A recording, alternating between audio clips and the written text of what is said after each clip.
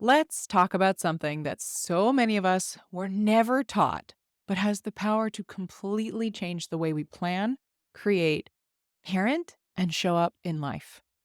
It's called cycle planning. Most of us have been conditioned to operate on a linear timeline: wake up, be productive, push through, repeat. But for those of us who menstruate, our bodies do not operate on a 24-hour schedule like the male hormonal cycle does. Each phase of our cycle aligns with a different energy, which means different types of tasks. Number one, menstrual phase. This is like our winter, where we rest and reflect. Typically, if you're tracking, it's days 1 through 7, but of course, it varies person to person. It's important to take things slow in parenting and in home life because less output means more ease. Also, a time of minimal work output. Try to delegate or work on behind the scenes planning if possible. So, here are a few cycle planning tips for this phase. This is a powerful time to set intentions for the next cycle. Also, give yourself permission to do the bare minimum in your business and parenting life. This is the time for replenishing you. Number two, the follicular phase. This is our spring. It's also when we're at our best for creativity and planning. This falls on days 7 to 14, or the time between the end of your period and leading up to ovulation.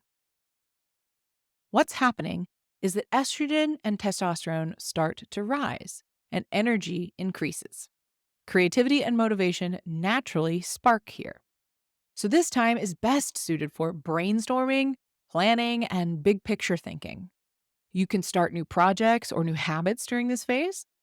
This is also a great time to re engage with socializing and networking, and practice more interactive parenting, playing, creating, and doing activities together.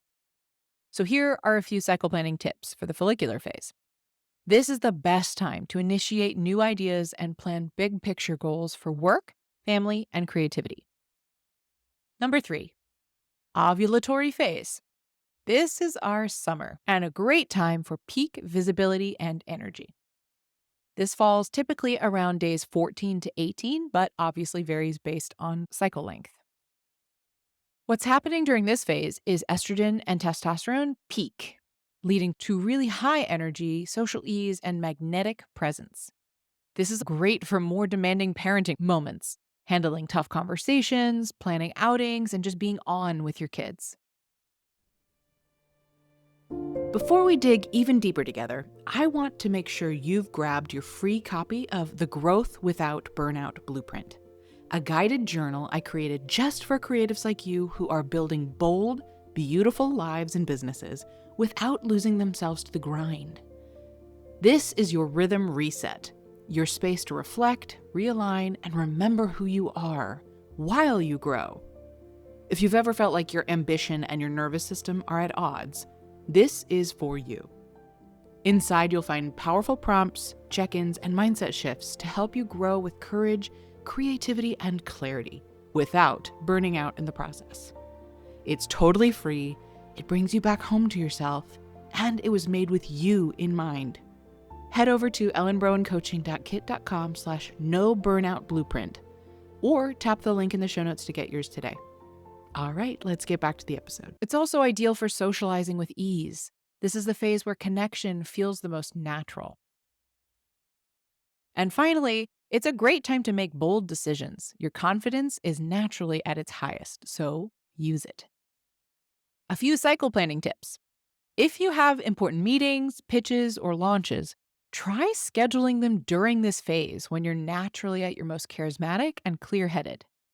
It's also a great time to batch record content, give live talks, and plan social outings. This is not the time to hide away, but rather lean into your momentum.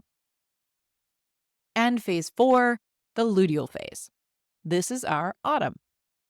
And what's happening here is estrogen is starting to drop and progesterone is starting to rise, building a more inward, reflective energy. This is often when what we call PMS symptoms can show up.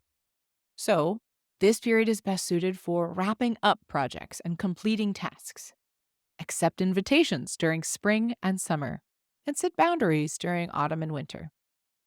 And for business, launch, sell, and show up publicly in ovulation and plan to complete a bunch of tasks during follicular and luteal phases. We can flow with them. Instead of burning out, we can build a sustainable way of living, parenting, and working that actually feels good.